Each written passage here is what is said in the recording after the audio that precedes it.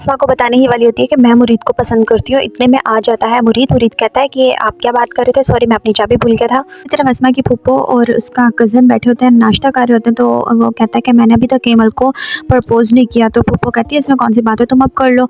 अमीन को लेके जाता है बाहर। तो जैसे वो गाड़ी से बाहर निकलता है इतने में उनके ऊपर हमला हो जाता है। मुरीद बचा लेता है। कुरैशी इस हरकत के बाद बहुत ज़्यादा परेशान हो जाता है। वो कहता है कि मैंने डीएसपी से बात की है और लेकिन तुम इस बारे में किसी को ना बताना। मुरीद फ़ौरन अपने दोस्त के पास आता है, उसे कहता है ये तुमने क्या किया, अगर मैं तुम्हारा कड़ा ना देखता तो मैं तुम्हें फ़ौरन मार देता, क्योंकि मेरा निशाना बहुत पक्का है, मेरा निशाना कभी झुकता नहीं है। हाथ जोड़ते मिन्नतें समाजित करता है कि प्लीज़ अभी वक्त का इंतज़ार करो, वक्त नहीं आया। अगर अमीन कुरैशी मर गया तो समझो हम भी ख़त्म हो गए, फिर हमारी ज़िंदगी का तो कोई मकसद नहीं रहा ना। मैंने इस वक्त के लिए इतना इंतज़ार किया है, तुम भी थोड़ा सा इंतज़ार कर लो। दोस्त कहता है इस दिन मेरी एनिवर्सरी होती है और क्या उसका नाम, मैं अकेला, मुझे समझ नहीं आ रहा मैं किस तरह से केक काटूं या केक मुझे काट रहा है। फिर मुरीद उसे समझाता है और दोनों मिलकर केक कट करते हैं। कुरैशी मुरीद से बहुत ज़्यादा खुश होता है। वो कहता है कि इस दुनिया में जिस पर मैं सबसे ज़्यादा आंखें बंद करके अगर एतबार कर सकता हूँ तो वो सिर्फ और सिर्फ मुरीद तुम हो।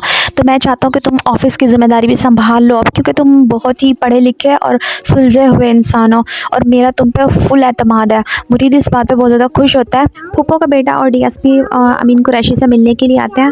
तो फ़ौरन घर जाता है एमल को उसके पास, एमल के कमरे में। एमल से कहता है कि तुम क्या कहने वाली थी अस्मा को, ये तो शुक्र है मैं वक्त पे आ गया वरना सब खत्म हो जाता। तो एमल आगे से कहती है तुम क्या ख़त्म करोगे, मेरा सब कुछ ख़त्म हुआ है, इसकी सबसे बड़ी कुर्बानी मैंने दी है और मैं क्यों दूँ, अब मुझे किसी का एहसास नहीं है, मुझे अपनी मोहब्बत चाहिए और मैं तुम्हें हासिल करके रहूँगी। मिन्नतें करता है कि तुम प्लीज़ खामोश हो जो, इस बात को यहीं पर ख़त्म होने दो। इतने में पप्पू का बेटा आ जाता है अंदर। उन्हें नहीं पता होता कि बाहर वो कज़न आ गया। तो वो आंटी से पूछता है कहाँ पे है एमल, मुझे उससे बात करनी है। तो वो कहता है वो तो अपने रूम में है।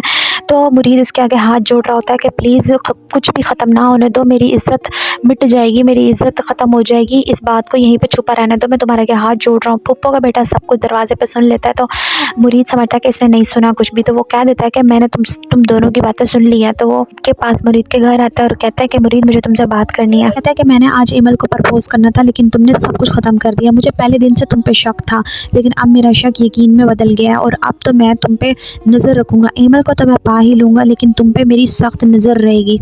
मुरीद कहता है कि मेरे ऊपर क्या नज़र रखोगे, मेरी नज़र सबके ऊपर है। जैसे ही कमरे में आता है तो अस्मा उसे कहती है कि मुझे इस घर में नहीं रहना, मुझे अलहदा से घर लेके दो।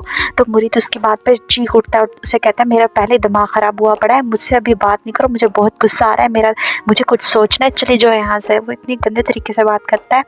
अस्मा अंदर आके रोने लग जाती है और मुरीद बाहर परेशान होता है बैठ के। अल्लाह से दुआ करती है, नमाज़ पढ़ती है और अल्लाह से कहती है कि मेरे जो करीब हैं उन्हें मेरे करीब कर दे, जो मुझसे दूर हुए पड़ा है, मुझसे बदगुमान हुआ पड़ा है, सबके लिए मेरा दिल खोल दे। मुरीद की सुबह देर से आँख खुलती है तो वो देखता है कि नाश्ता बना रही होती है अस्मा उसके लिए।